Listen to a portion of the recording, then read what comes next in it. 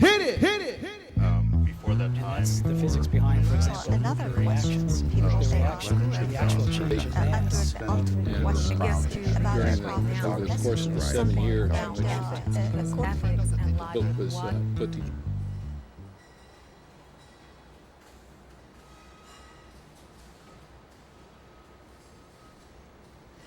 Welcome to the Scholar's Chair.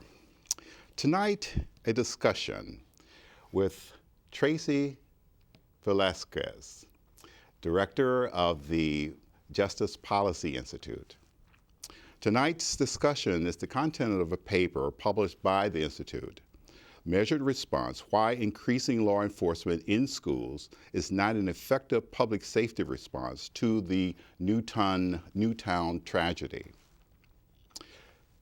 Tracy, welcome to the Scholar's Chair. Thank you for coming in and seeing us. Thank you. And I do know that the tragedy is on everyone's mind, where people, where a armed person goes into an elementary school and actually shoots small, innocent elementary school kids and left them all there dead. So that's in the consciousness of everyone. So Right. what is your opening statement here for people who have seen that tragedy? Sure. Well, that was obviously, a mass killing that, we have seen in this country. We had, starting with sort of Columbine in people's minds, and then, the Gabrielle Giffords incident in the movie theater in Colorado. So we have seen these mass shootings happen, and the president and our policymakers are applauded for trying to figure out, is there a way to keep that from happening? Because we hate to see, especially young children, like you said, or young people die violently to be killed. So what we wanted to do was, as an organization that looks at justice policies and other sorts of policies around the justice system, was take a look at what the responses are, what they would be by the president and by others to this tragedy. And the first response that really came out was from the National Rifle Association, which their response was to put more armed police and armed guards in schools. Yes. And we had just recently done a longer paper called Education Under Arrest, where we looked at the impact of police in schools. And so what we found, and we can talk about it more, is that this is not really an appropriate public safety response, and it is unlikely to have a positive impact, and actually has some negative impacts on the youth in those schools themselves. Mm-hmm. And the proper name of the paper is? It's called Education Under Arrest. Mm-hmm. And it was published about a year ago, where we looked at the trend of school resource officers and other law enforcement officers in schools over basically since Columbine, since 1999. Mm-hmm. Tell me, what is the mission of the Justice Policy Institute? Well, we're based in Washington, D.C., but we do work elsewhere in the country, and our mission is to reduce the use of incarceration in the justice system and help create healthier communities and help improve community and individual well-being. So, in a nutshell, what we feel like is that oftentimes the justice system is used to try and solve other social problems that would be better solved by other systems. Mm-hmm. Tracy, tell me, why are you so passionate about this, the mission of the organization? Well, I really see this as one of the top civil rights issues and social justice issues of our time. We've got over 2 million Americans behind bars, 1 in 100 people. And, when you look at all of the other issues we have, and obviously we have a lot of them, that so many people are denied their freedom in the United States is just something that has to be addressed. Okay, and yes. It's been an issue that's been important for a while. I hope we engage a lot more of the public after this interview. Tell me about this publication, and we call it, the proper title is the Education Under Arrest. Education Under Arrest, the case against police in schools. Right. Can you tell me what sparked this research? Well, what we had seen is that over the past 10, 15 years, since basically since 1999, which is when Columbine happened, there had been this increasing number of police in schools. And what we had seen is that we were beginning to see research come out that schools which put more police officers in their buildings had more kids be referred to the juvenile justice system in much greater numbers. And this was really concerning because we know that the juvenile justice system, you know, as much as it has the intention of rehabilitating, really can impede kids as they're trying to, you know, get back on the right track. It pulls them out of schools, gives them collateral consequences that can impact their ability to get into college. So really what we wanted to do is lay out this case that we began to see about, you know, what are the impacts of having school resource and other law enforcement or officers in schools, and is it worth the price, or is it actually detrimental to kids who originally the intent was to help make them safer? Yes. And safety and education is the mission of schools, and I was curious whether law enforcement can contribute to that. But your paper is saying that it doesn't, does it? Right. Well, we have a graph in the report that shows that really our schools have become school violence and violence in general, youth violence, has been decreasing over the past 20 years. It actually started decreasing before 1999 and has continued to decrease in pretty much a straight line, regardless of the fact that in between there was a period where we were spending about, you know, cumulatively about $1 billion, just $1 billion just at the federal level to train and pay for putting more police in our schools. And what we saw is that it actually had negative outcomes for the youth in terms of them being brought into the juvenile justice system and having those negative consequences, and also in terms of their education, right? The purpose of schools is education. But what would happen is these kids would be pulled out of their education process. Many of them would end up in juvenile facilities, would have trouble getting back in school afterwards, might end up dropping out as a result. So it was actually impeding both the public safety and the education mission of schools, and really without any noticeable benefit to society or the youth themselves. Yes, yes. Now you talked about, this paper talks about the expense of actually employing what is called SROs. Right, we call them SROs, school resource officers. Yeah, why such a fancy name for a cop? I mean, it's well, you know, I think when they started having them, they were trying to set them apart from other types of police, right? And unfortunately, the reality is that, you know, as much as they might want to justify them being in schools by saying, oh, they can also do a little, you know, counseling, they could do a little mentoring, they're still, you know, police officers who are who have the ability to arrest you. Right. So they really can't serve those other purposes. And one of the reasons that they were pitched to the schools as these school resource officers is, you know, it was a time when schools are beginning to see decreases in funding, and schools were hoping maybe they could help fill some gaps, especially because there wasn't federal money for counselors. There wasn't federal money for mental health professionals, but there was federal money for police. For police officers. Right. Can we talk about the expense of it a little bit? Sure. What are we actually talking about in terms of cost? Well, you know, there's sort of not a national database of what the costs are, but, you know, when you look at the cost of a police officer, you know, chances are it's going to be, with benefits and salary and all that, it's going to be close to $100,000 a year. You know, somewhere, you know, depending on the school district, between 50 and 100 certainly. And what our concern is that, you know, when we look at scarce resources, which, you know, we still are looking at scarce resources, you know, is that the best way to improve safety for our children? Is that the best way to improve outcomes for society? So you think you could, with that money, what else could you do to improve outcomes for kids, right? Yes. Maybe some of the kids who are having behavior problems in the school have special education needs. Maybe maybe they could hire a teacher to deal with those issues. You know, maybe they could, you know, have one more teacher to make class size smaller. And we know that smaller classes are easier for teachers to manage. Maybe we could train teachers better. There's a lot of things that have better outcomes, that we know have good outcomes, that we could be doing with the money. So that's the redirection of the money. Right. When I talked to you earlier, I remember I asked you the question, if you had to talk to the parents who lost their children at Newtown. What would you say to them in terms of making them feel that a police officer on every corner of the school is not a good idea? Right. Explain.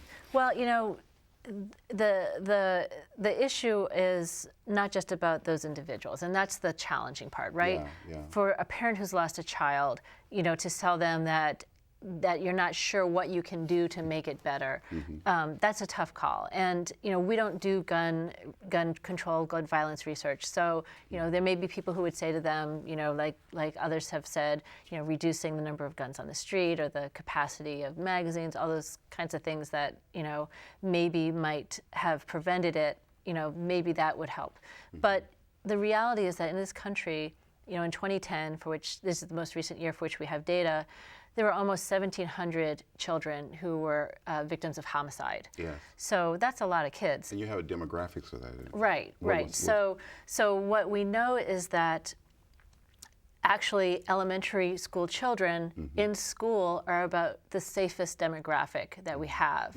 Less than 1 in 200,000 elementary students are victims of homicide or are victims of suicide. And that's in school or out of school. And obviously, that's still too many, right? Any youth death is too many. But we also know that most youth who are victims of homicide, 98% the homicide isn't at the school. Less than 2% of homicides occur in school, even though kids spend a lot of time in school.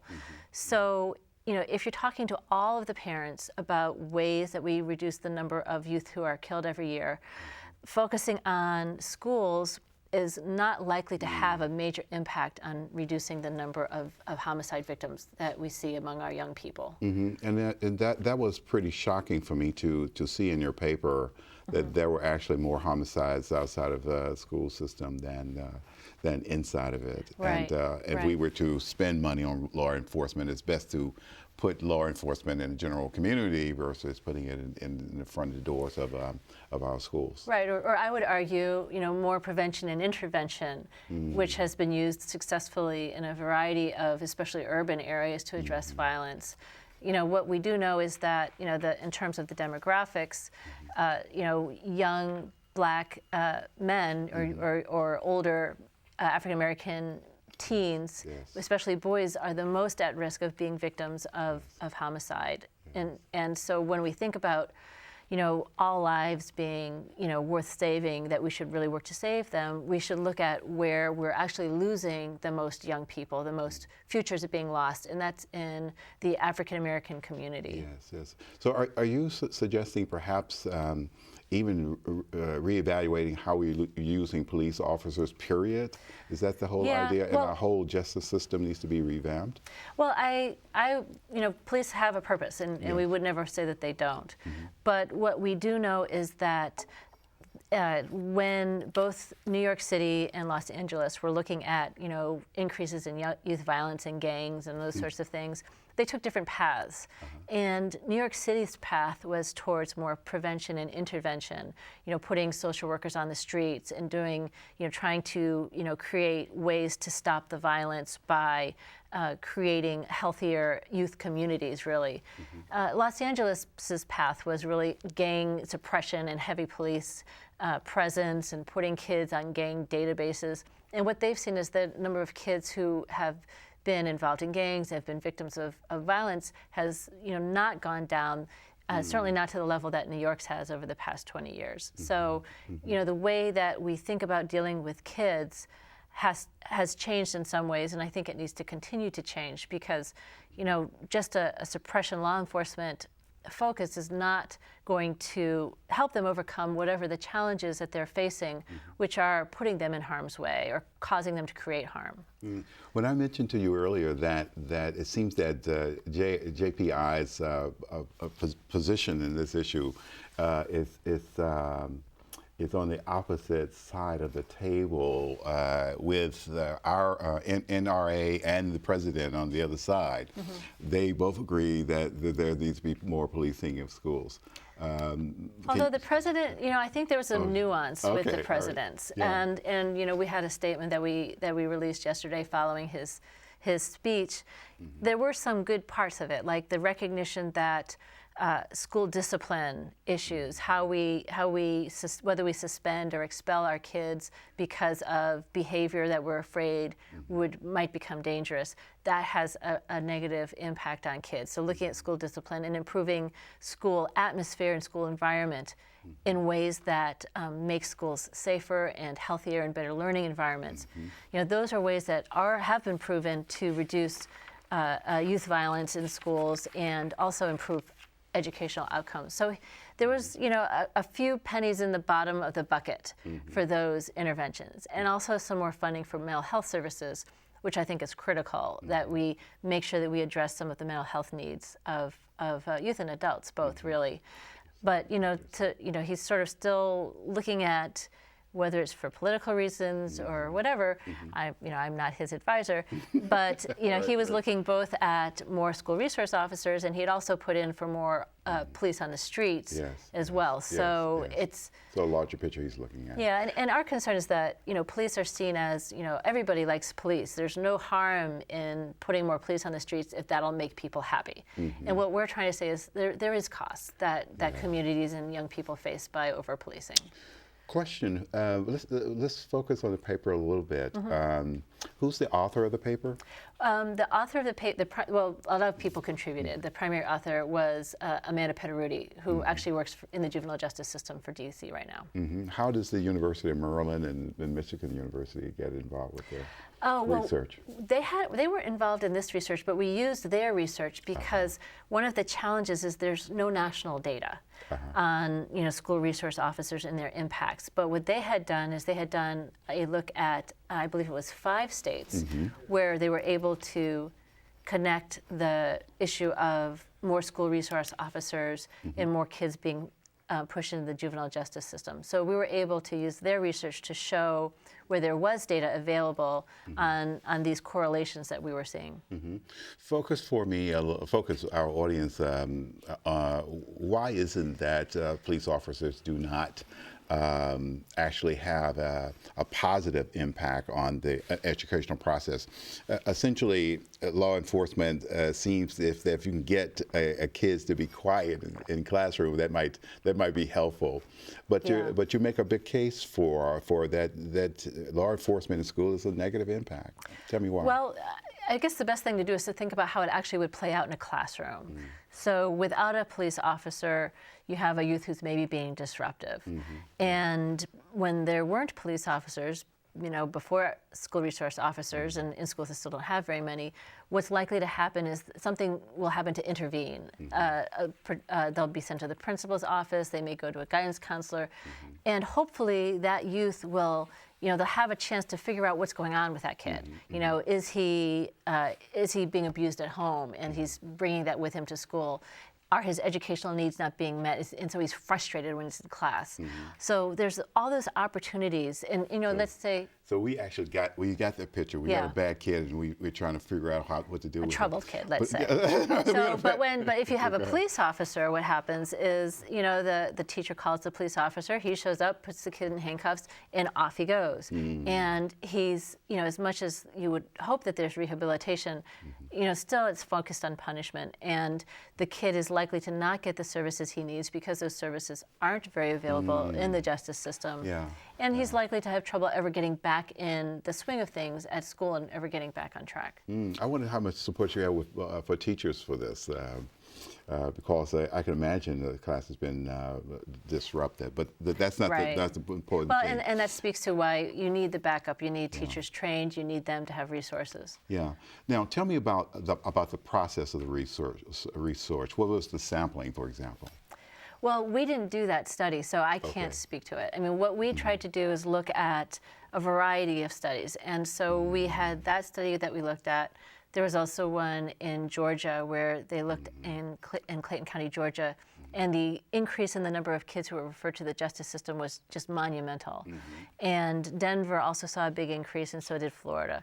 So, while it's difficult to get a national sample because we don't collect that data, every time they have looked at this issue, we have seen this correlation. There has never been a study that hasn't shown a correlation between more police in schools, and more kids being pushed into the justice system. So do you agree with the spokesperson of the NRA who actually says the only way to stop a bad guy is to put a good guy in front of him with a gun? Obviously, Yeah. you don't. Yeah, but well, you know, the question is sort of bigger than that, right? So it's about how we spend our resources as a society. You know, maybe in a specific case, if there had been someone with a gun, something better would have happened, maybe not. I mean, Columbine had an armed security guard in it, and you know, he was the first one killed. I mean, or one of the first ones killed. Right. So there's no way you can know, but we do know that, you know, when you think about a police officer sitting in a school, when we know that the chances of an armed intruder coming in are, you know, statistically close to zero. You know, what's the cost of that over a year or 5 years or 10 years? And what would we have done with that money that could have improved safety for those kids, or improved education for those kids, or improved life outcomes? we do know the research indicates that because of these cops in school, so to speak, there are a lot of kids that are being hauled off to the justice system. Right. And we do know that it doesn't make the schools any safer. Right. So tell me about how do we turn this around? What is the better position? What is the way forward with utilizing our resources better, et cetera? Right. Well, in terms of, you know, preventing another Newtown, you know, I am not an expert in gun violence, and I hope that, you know, when they do research on gun violence, which I think was a very positive piece of the president's agenda, when we look at, you know, what role does access to guns play, what role does all these things play, that we'll see some change. You know, we can only hope. But we do know that, you know, looking at treatment for people who have mental illness, people who have suffered from trauma, we know that having been traumatized through exposure to violence really impacts people's brains and impacts their ability to, you know, makes them more aggressive, makes them more likely to engage in law-breaking behavior. So looking at how do we identify people who need those services and make sure they get it. And then in terms of, you know, schools overall, there's a lot of research in how we make schools better places to go for kids to attend, that are safer, that, you know, my daughter attends Mount Rainier Elementary School here in Prince George's County. It's a peace school. They really focus on having kids resolve their problems peacefully. They get rewarded for the number of consecutive days of peace that they have, where there aren't any fights in the schools. And kids, by building that at a young age, like they do at my daughter's school, they develop those skills and they begin to understand that, you know, you need to look at other ways to resolve problems than with violence. There was also a recommendation of engaging staff, teachers, and parents, and they believe that is a better way, a more productive way of making a more safe environment for Right, absolutely. For the educational experience. And kids do need positive adult role models in their lives. Schools where they know that there's responsible adults, caring adults who are, you know, holding kids responsible for when they break rules, but doing it in a way that's appropriate to their age and to the individual case. That's a way that we can really move forward, so that we begin to, you know, catch problems before they become more serious and make sure kids are getting the help that they need to grow up and to be, you know, healthy, productive adults. People. So the recommendation of JPI is what? Well, to take police out of schools. Okay. You know, we understand that, you know, politically that can be difficult for some communities. But what we have seen is that those who do have school resource officers, you know, what we've seen is a good start is looking at memorandums of understanding. When police can be used, under what circumstances, what happens to youth. You know, those sorts of things can be an intermediate step for schools that, you know, have school resource officers and, you know, are not sure they want to, you know, eliminate them. And then looking at these other issues, like how do we, you know, make sure that kids get the services they need, both in school and out of school. You know, like I said, you know, most violence happens outside the school. So that means we need to have a more holistic approach. You know, how do we help families that are struggling, you know, that have maybe violence in their household, and bringing them the help that they need so that it doesn't follow kids to school with them. And you also have some recommendations for drug abuse, but outside of this paper. But right. I mean, we do know substance abuse plays a large role in crime in general, as well as in violent crime. Right now in this country, it's still very hard to access drug treatment if you don't have insurance. And many people, I have been told by people that the only place I could get drug treatment was if I got arrested and went to jail. Right. So we need to change that dynamic and make it, okay to treat drug abuse as a public health problem first, and make sure that people who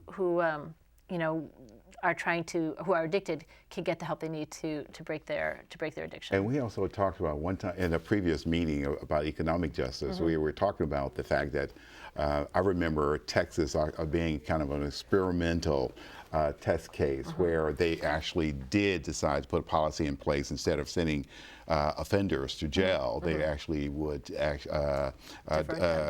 developed this drug treatment program that actually helped a lot of people from going to jail, and they turned around the cost of actually putting people in jail. Yeah, they basically were at the point where they were, if we keep putting people in prison, we're going to have to build more prisons. Right. And they were able to, reduce the number of people in prison in Texas that way. And it was, they're not the only state. We've seen other states begin to do that. So, I think a lot of things are on a positive trend.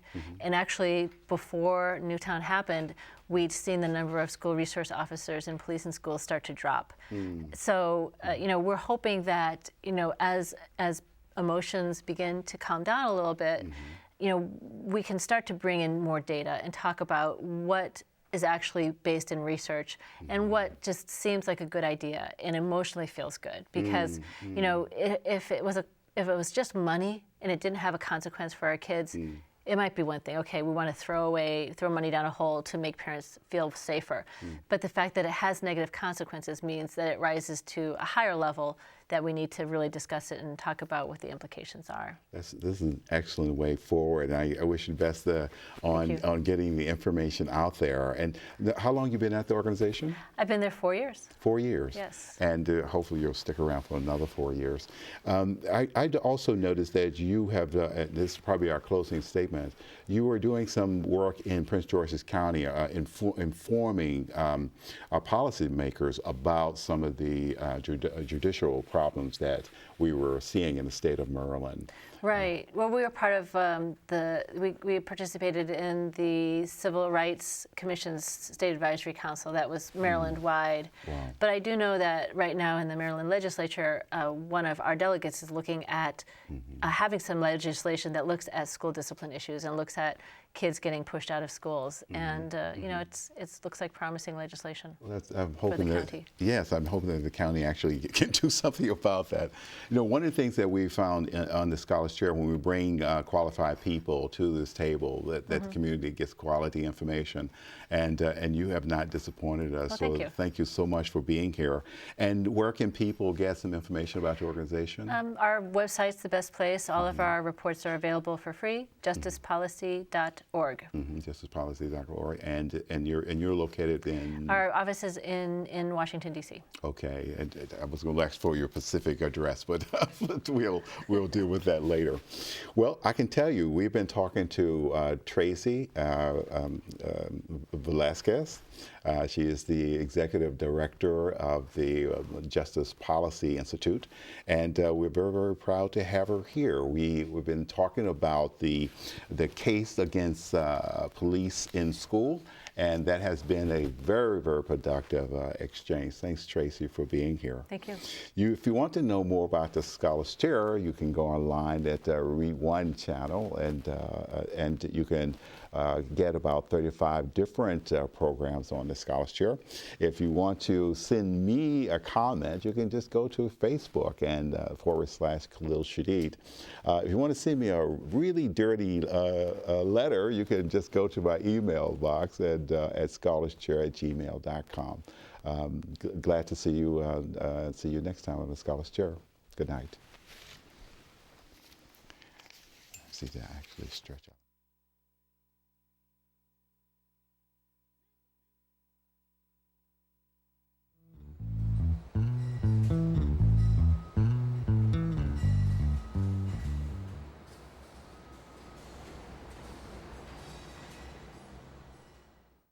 amazing.